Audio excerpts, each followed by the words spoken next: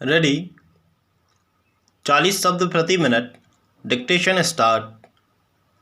अक्सर यह देखा गया है कि जब आम जनता किसी शासकीय कार्यालय में शासकीय कार्य से जाती है तो उसके साथ शिष्टता का व्यवहार नहीं किया जाता, बल्कि बड़े कड़े शब्दों और रूखे तरीकों से उनसे बातें की जाती हैं। परिणाम यह होता है कि शासकीय कार्यालयों में आए व्यक्ति खींच जाते हैं और वे बुरी भावना लेकर अपने घर लौटते हैं। ऐसे व्यक्ति से यह आशा करना भी उचित नहीं है कि वह शासन को किसी प्रकार का सहयोग दे, क्योंकि अच्छा व्यवहार और सहयोग की भावना ये दोनों एक दूसरे के पूरक हैं। ऐसा तो हो नहीं सकता कि शासकीय अधिकारी कर्मचारी आम जनता को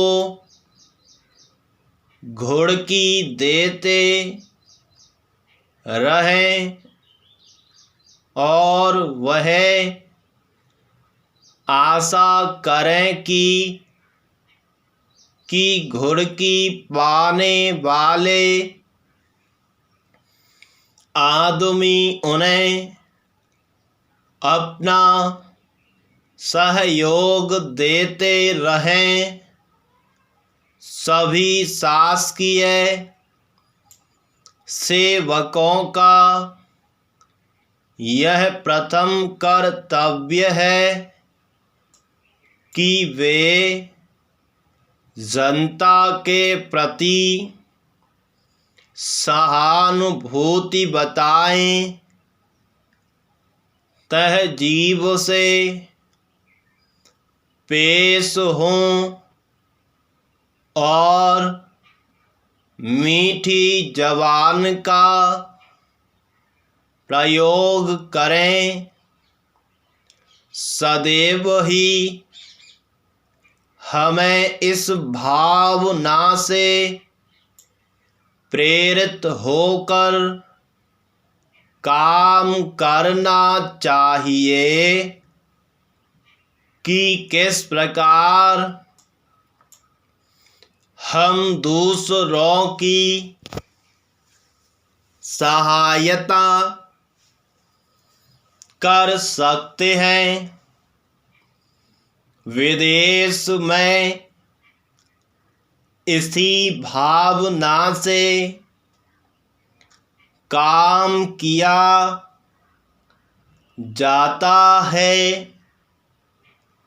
इन देशों के कार्यालयों में जाकर कभी ऐसा नहीं लगता की शासकीय कर्मचारी और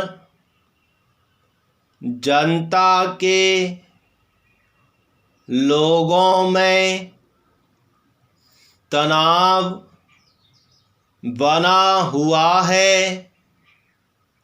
पैराग्राफ, शासकीय कार्य में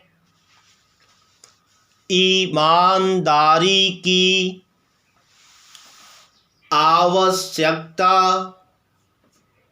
और भ्रष्टाचार उन्मूलन के बारे में जितना कहा जाए वह कम ही है। जाहिर है कि जिस प्रशासन में भ्रष्टाचार है उसके प्रति जनता की धारणा कभी नहीं सुधर सकती।